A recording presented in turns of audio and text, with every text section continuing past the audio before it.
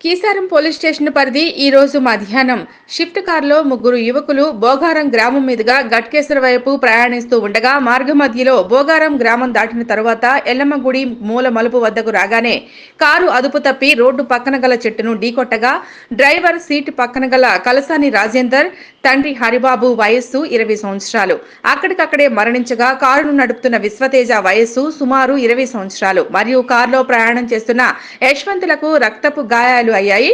వీరందరినీ అంబులెన్స్ నందు గాంధీ ఆసుపత్రికి తరలించారు. వీరందరూ కూడా హోలీ మేరీ ఇంజనీరింగ్ కళాశాలకు చెందినవారుగా తెలిసిందే.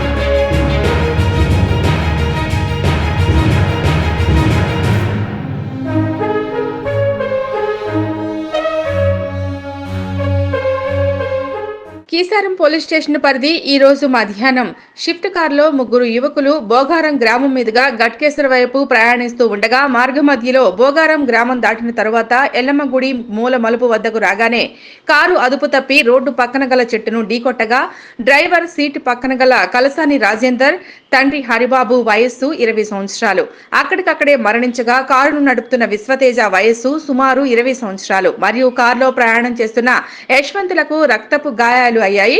వీరందరినీ అంబులెన్స్ నందు గాంధీ ఆసుపత్రికి తరలించారు. వీరందరూ కూడా హోలీ మేరీ ఇంజనీరింగ్ కళాశాలకు చెందినవారుగా తెలిసిందే.